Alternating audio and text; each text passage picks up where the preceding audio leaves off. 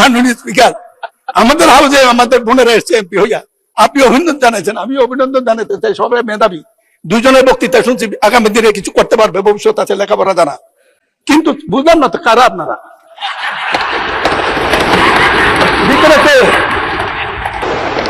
আপনারা, আপনারা এদিকে দেখতে পারেন, আমরা এদিকে দেখলে কি আছে এটা বুঝবো না, এটা ঠিক না।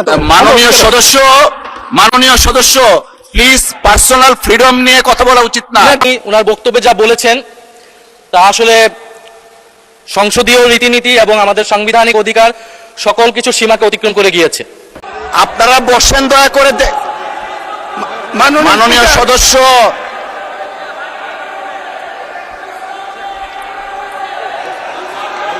মাননীয় সদস্য আপনি বসেন। মিস্টার মাসুদ আপনি বসেন, বসেন বসেন, আপনারা বসেন।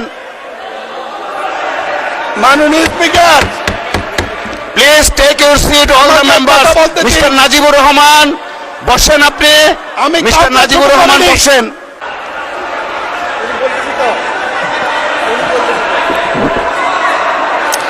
আপনারা মাননীয় সদস্য আপনারা বসেন। লেট মি মাননীয় স্পিকার বসেন। প্রতিবাদ করা, মাননীয় স্পিকার, মাননীয় স্পিকার, মাননীয় সদস্যবৃন্দ আপনারা বসেন। কাউকে কিছু বলিনি, অতীতে একটি ঘটনা আমার গল্প বলেছি।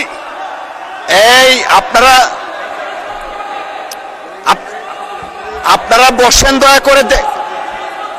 মাননীয় সদস্য,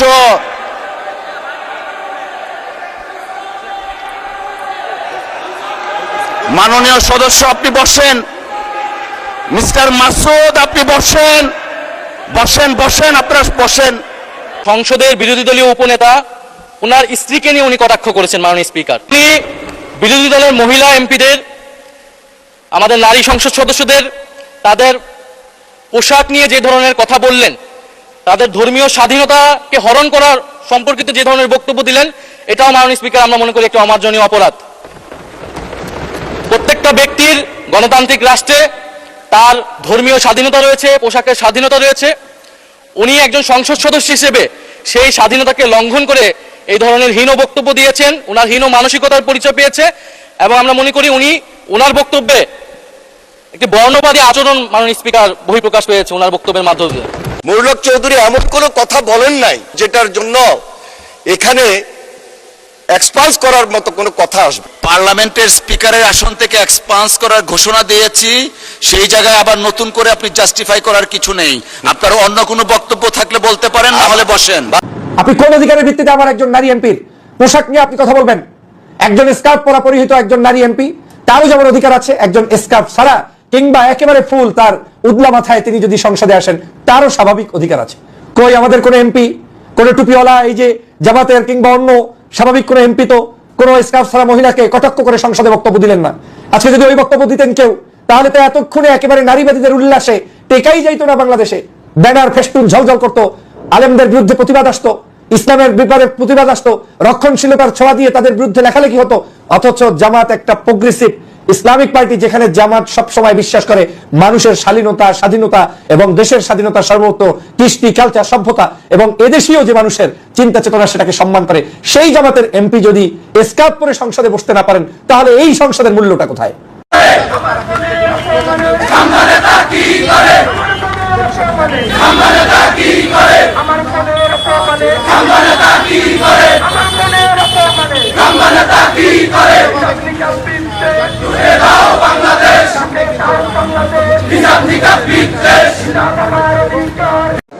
মাননীয় স্পিকার কথাটাকে এক্সপান্স করেছে, আপনারা সবাই জানেন।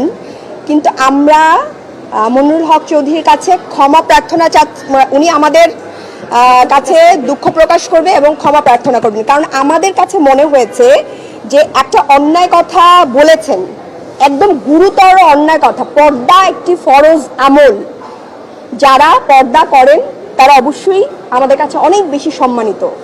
এবং আমরা এমন একটা বাংলাদেশ চাই যে বাংলাদেশে প্রত্যেকটা নারীর যে পোশাক, সেই পোশাক নিয়ে তাদেরকে জনগণ এবং যারা আছেন সেই পোশাককেই তারা সম্মান করবেন।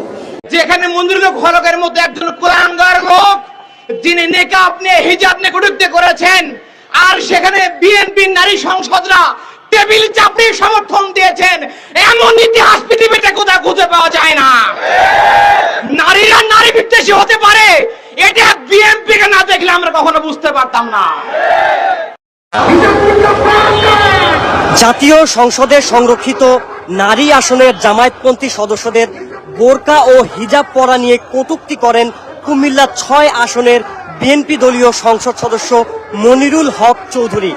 এই অভিযোগের ভিত্তিতে ইতিমধ্যে আমরা দেখতে পাচ্ছি বাংলাদেশ ইসলামী ছাত্র শিবিরের নেতৃত্বে জাতীয় মসজিদ বায়তুল মোকাররম থেকে একটি বিক্ষোভ মিছিল আজ রোববার জাতীয় সংসদে ২০২৫-২৬ অর্থ বছরের সম্পূরক বাজেটের উপর আলোচনার এই ঘটনা ঘটে। দর্শক ইতিমধ্যে দেখতে পাচ্ছেন জাতীয় সংসদে সংরক্ষিত নারী আসনের জামায়াতপন্থী সংসদ সদস্যদের বোরকা ও হিজাব পরা নিয়ে কটূক্তি করার অভিযোগের ভিত্তিতে ইতিমধ্যে আমরা দেখতে পাচ্ছি জাতীয় মসজিদ বায়তুল মোকাররমে এশার নামাজ শেষ করে বাংলাদেশ ইসলামী ছাত্র শিবিরের নেতৃত্বে একটি বিক্ষোভ মিছিল, সেই মিছিলটি কিন্তু ইতিমধ্যে জাতীয় মসজিদ বায়তুল মোকাররমের উত্তর গেট থেকে বেরিয়ে সেটি কিন্তু সামনের দিকে অগ্রসর হচ্ছে।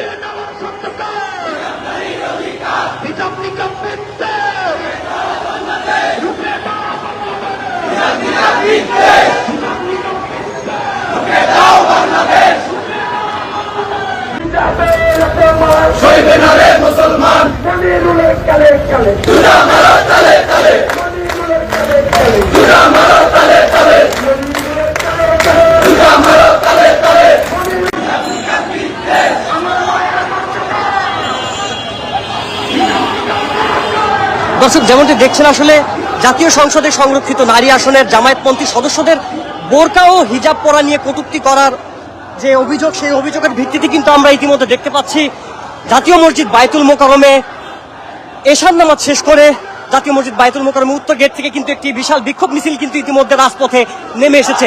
ইতিমধ্যে কিন্তু তার প্রতিক্রিয়া জানাতে ইসলামী ছাত্র শিবিরের নেতৃত্বেই কিন্তু এই মিছিলটা আমরা দেখতে পাচ্ছি।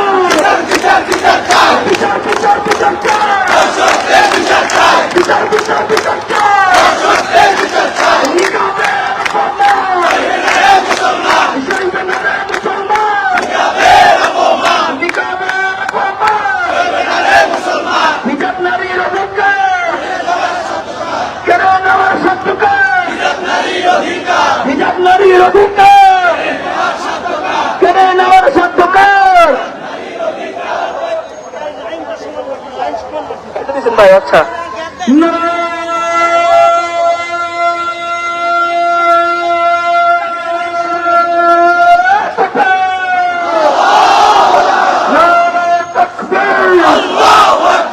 ইসলামী ছাত্র শিবির জিন্দাবাদ জিন্দাবাদ, নিকাবের পাতায় সইবে না রে মুসলমান, নিকাবের পাতায় নিকাব নারীর অধিকার, কেড়ে নেওয়ার সত্যকার, হিজাব নারীর অধিকার, কেড়ে নেওয়ার সত্যকার, হিজাব নারীর অধিকার, হিজাব নিকাব বিদ্যা,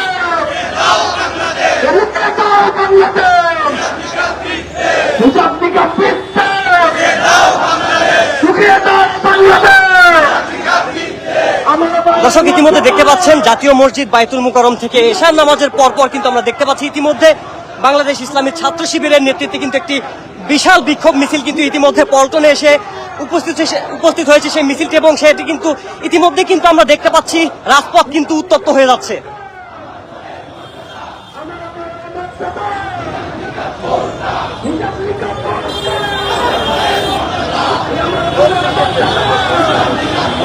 এই ভাই খেলাধুলি করবেন না, খেলাধুলি করবেন না, এবার ধাক্কাধাক্কি করবেন না ভাই, মুখ দিয়ে বলেন শুনতেছি।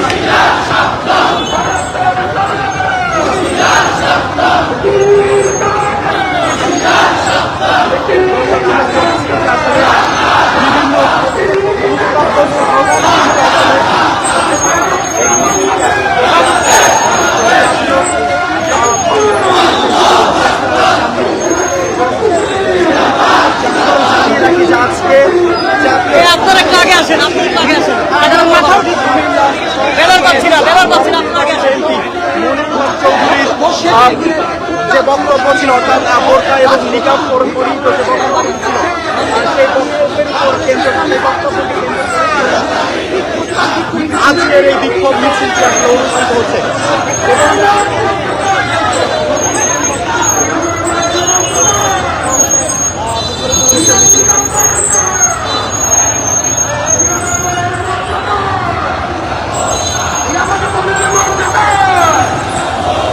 দর্শক ইতিমধ্যে দেখতে পাচ্ছেন জাতীয় মসজিদ বায়তুল মুকাররমে এশার নামাজ শেষ করে ইতিমধ্যে কিন্তু বাংলাদেশ ইসলামী ছাত্র শিবিরের একটি বিশাল বিক্ষোভ মিছিল ইতিমধ্যে কিন্তু জাতীয় মসজিদ বায়তুল মুকাররমে এশার নামাজ শেষ করে কিন্তু সেটি জাতীয় প্রেস ক্লাবের দিকে অগ্রসর হচ্ছে এবং মিছিল পরবর্তী সময় কিন্তু সেখানে তারা সংক্ষিপ্ত সমাবেশ করবেন বলে আমরা জানতে পেরেছি।